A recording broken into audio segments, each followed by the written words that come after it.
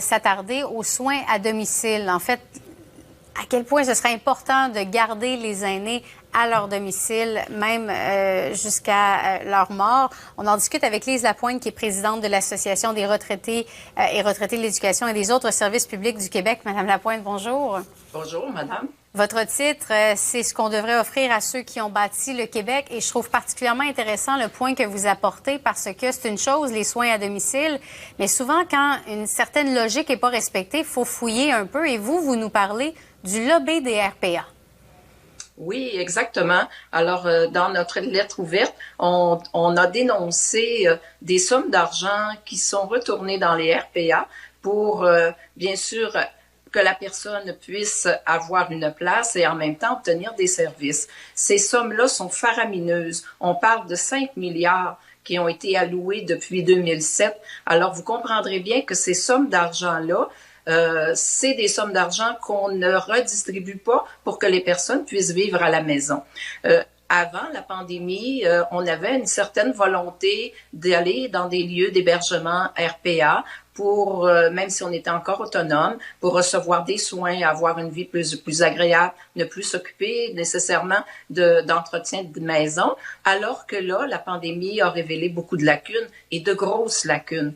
Finalement, les gens maintenant, puis les gens, une certaine quantité de gens le disaient même avant, nous voulons rester à la maison, nous voulons garder notre domicile, nous voulons avoir des services à domicile.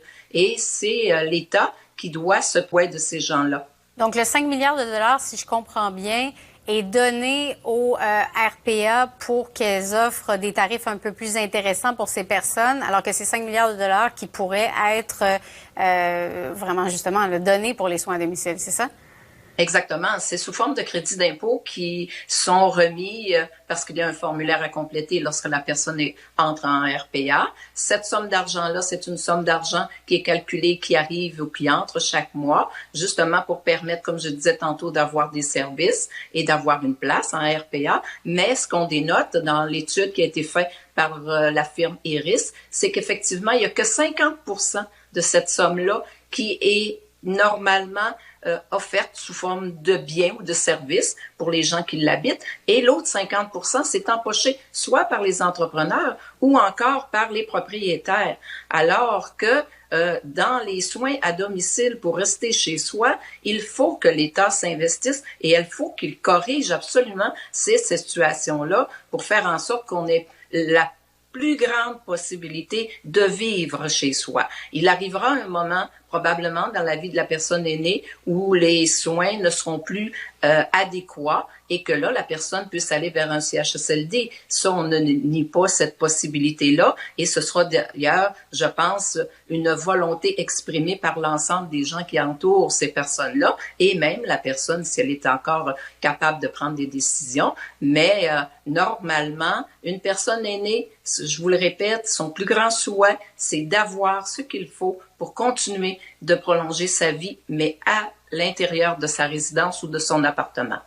Oui, la main-d'œuvre aussi, là, ce serait assurément une problématique peut-être. Est-ce qu'on manque de main-d'œuvre pour offrir autant de soins à domicile malgré l'argent? Oui, bien sûr.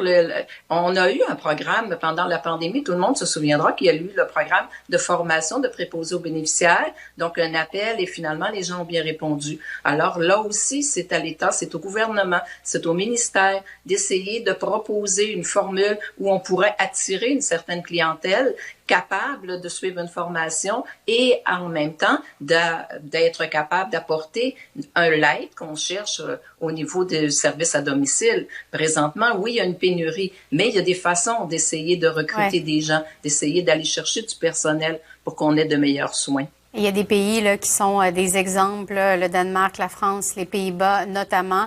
Madame Lapointe, on invite les gens à aller lire votre texte très intéressant sur d'offrir le choix et la dignité aux aînés. Merci beaucoup.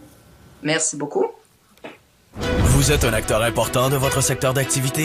Vous avez des solutions ou des opinions à partager?